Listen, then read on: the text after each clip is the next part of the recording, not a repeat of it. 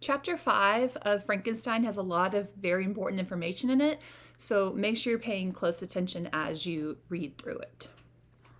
It was on a dreary night of November that I beheld the accomplishment of my toils. With an anxiety that almost amounted to agony, I collected the instruments of life around me, that I might infuse a spark of being into the lifeless thing that lay at my feet.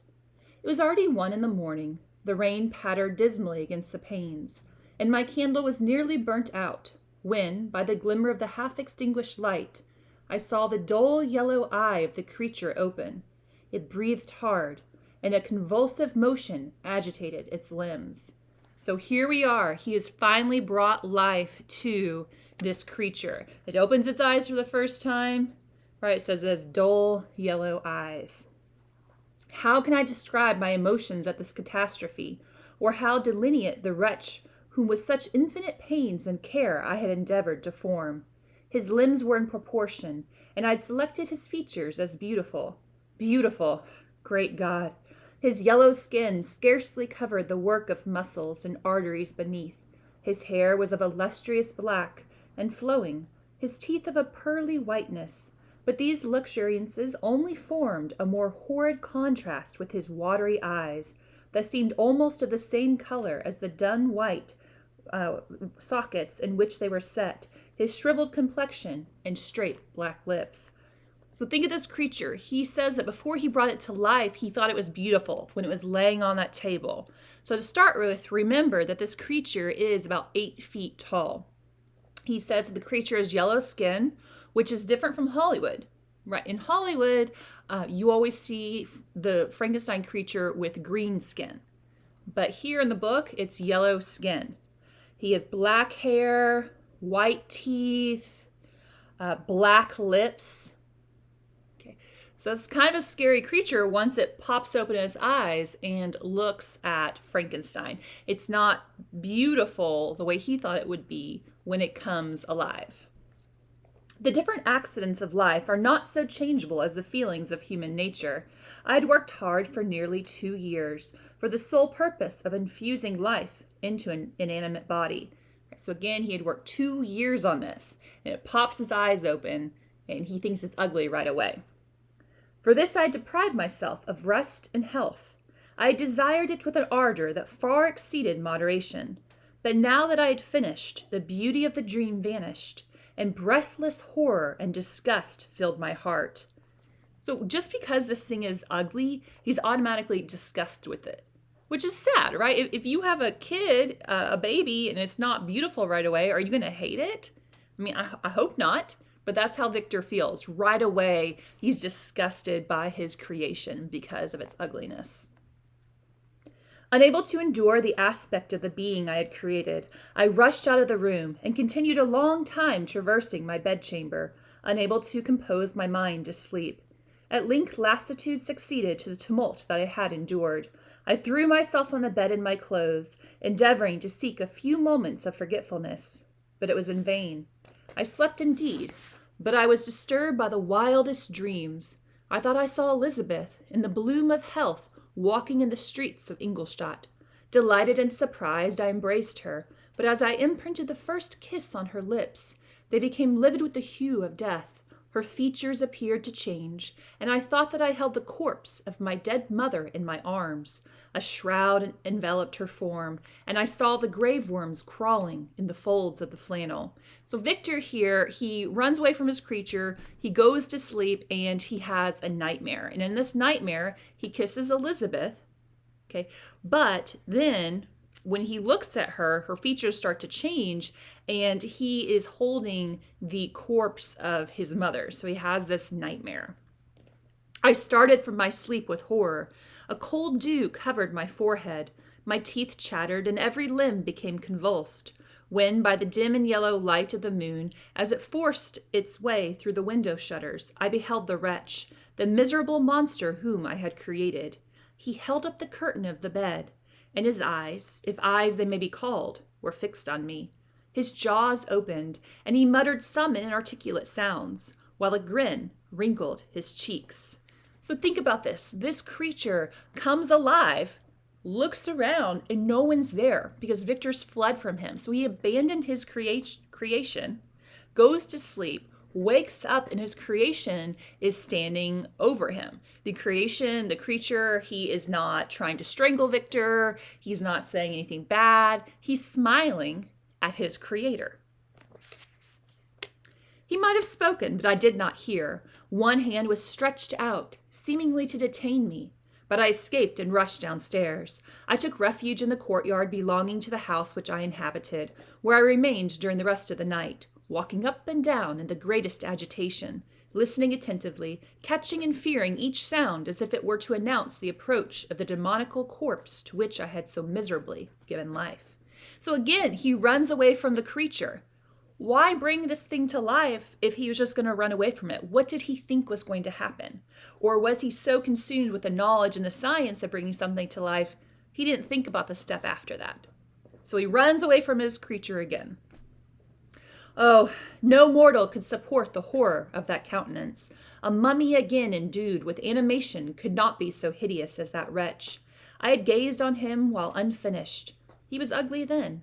But when those muscles and joints were rendered capable of motion, it became a thing such as even Dante could not have conceived. I passed the night wretchedly. Sometimes my pulse beat so quickly and hardly that I felt the palpitation of every artery. At others I nearly sank to the ground through languor and extreme weakness. Mingled with this horror, I felt the bitterness of disappointment. Dreams that had been my food and pleasant rest for so long a space were now become a hell to me. And the change was so rapid, the overthrow so complete. Morning, dismal and wet, at length dawned, and discovered to my sleepless and aching eyes the church of Ingolstadt, its white steeple and clock, which indicated the 6th hour.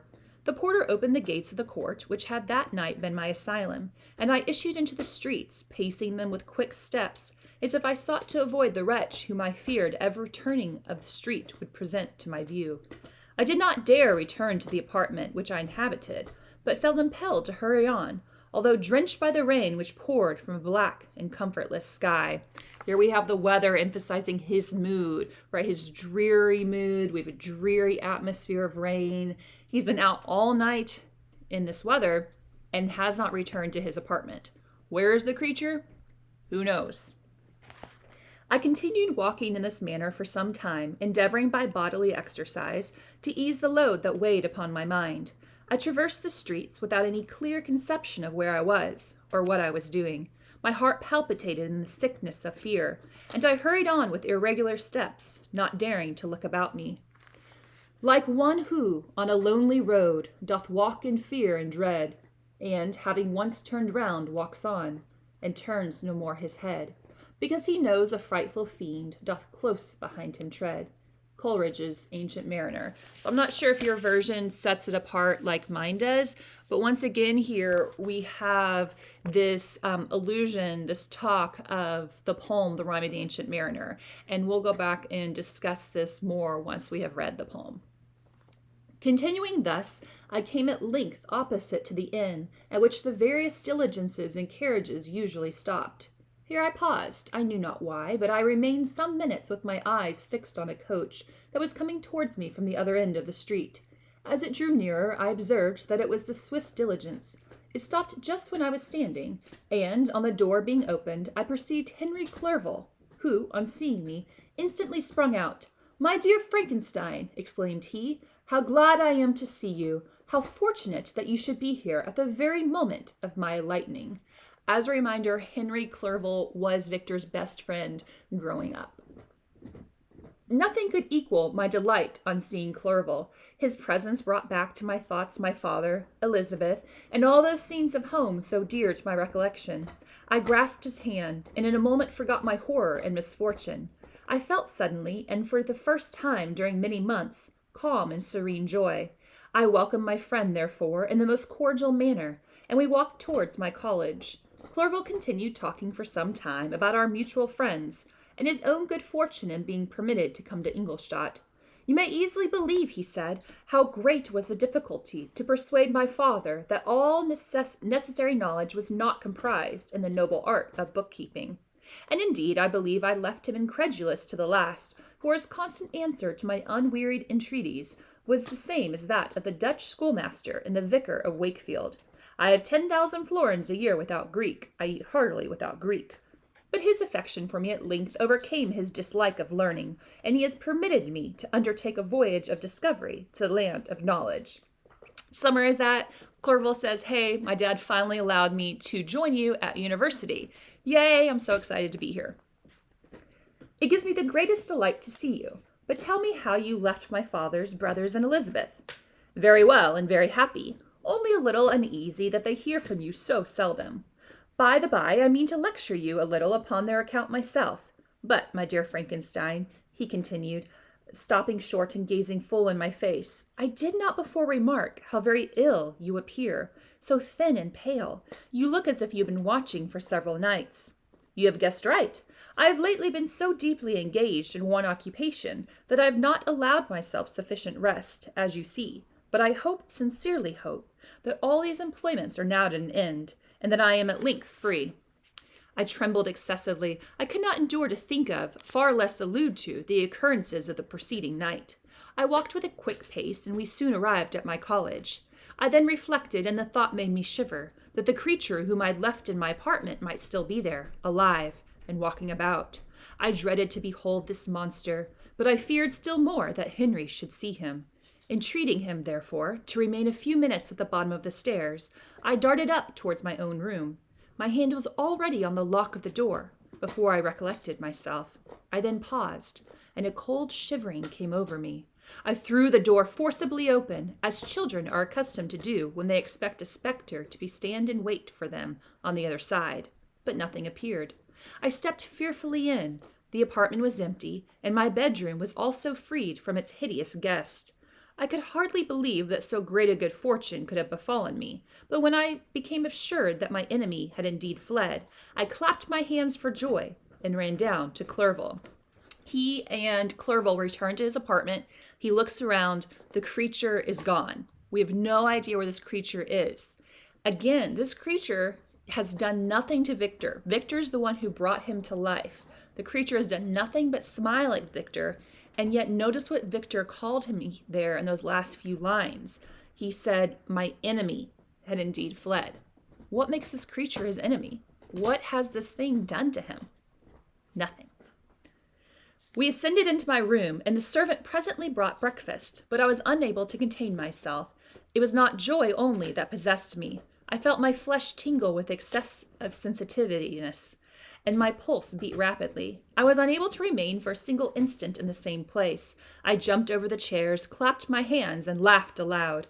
Clerval at first attributed my unusual spirits to joy on his arrival, but when he observed me more attentively, he saw a wildness in my eyes for which he could not account, and my loud, unrestrained, heartless laughter frightened and astonished him. My dear Victor, cried he, what for God's sake is the matter? Do not laugh in that manner. How ill you are! What is the cause of all this? Do not ask me, cried I, putting my hands before my eyes, for I thought I saw the dreaded spectre glide into the room. He can tell. Oh, save me, save me! I imagined that the monster seized me. I struggled furiously and fell down in a fit. Poor Clerval. What must have been his feelings? A meeting which he anticipated with such joy, so strangely turned to bitterness. But I was not the witness of his grief, for I was lifeless, and did not recover my senses for a long, long time. This was the commencement of a nervous fever which confined me for several months. During all that time, Henry was my only nurse. So Victor, yes, he stays out all night in that weather once the creature comes alive, but also think about how much your emotions can play on your physical health sometimes. And that's what happens to him. He works himself up into such a state that he ends up going into this nervous fever for several months. And Clerval's the one who nurses him back to health. I afterwards learned that, knowing my father's advanced age and unfitness for so long a journey, and how wretched my sickness would make Elizabeth, he spared them this grief by concealing the extent of my disorder. He knew that I could not have a more kind and attentive nurse than he, and, firm in the hope that he felt of my recovery, he did not doubt that, instead of doing harm, he performed the kindest action that he could towards them. But I was in reality very ill, and surely nothing but the unbounded and unremitting attentions of my friend could have restored me to life. The form of the monster, notice now he's calling his creature a monster, on whom I had bestowed existence was forever before my eyes, and I raved incessantly concerning him. Doubtless my words surprised Henry. He at first believed them to be the wonderings of my disturbed imagination, but the pertinency with which I continually recurred to the same subject persuaded him that my disorder indeed owed its origin to some uncommon and terrible event. By very slow degrees, and with frequent relapses that alarmed and grieved my friend, I recovered. I remember the first time I became capable of observing outward objects with any kind of pleasure. I perceived that the fallen leaves had disappeared, and that the young buds were shooting forth from the trees that shaded my window. It was a divine spring, and the season contributed greatly to my convalescence. I felt also sentiments of joy and affection revive in my bosom. My gloom disappeared, and in short time I became as cheerful as before I was attacked by the fatal passion. Dearest Clerval, exclaimed I, how kind, how very good you are to me. This whole winter, instead of being spent in study, as you promised yourself, has been consumed in my sick room. How shall I ever repay you? I feel the greatest remorse for the disappointment of which I have been the occasion, but you will forgive me. Clerval nurses Victor back to health. Takes a while, but he finally gets there. You will repay me entirely if you do not compose yourself, but get well as fast as you can. And since you appear in such good spirits, I may speak to you on one subject, may I not? I trembled. One subject? What could it be? Could he allude to an object on whom I dared not even think? Compose yourself, said Clerval, who observed my change of color. I will not mention it if it agitates you, but your father and cousin would be very happy if they received a letter from you in your own handwriting. They hardly know how ill you have been, and are uneasy at your long silence. Is that all, my dear Henry? How could you suppose that my first thought would not fly towards those dear, dear friends whom I love, and who are so deserving of my love? If this is your present temper, my friend, you will perhaps be glad to see a letter that has been lying here some days for you. It is from your cousin, I believe. When he says cousin, they're talking about Elizabeth here. So far, Victor's secret is safe. Henry has no idea about the creature, and yet the bigger question is, where is the creature? You have this 8-foot tall creature wandering around somewhere who has just been brought into this world.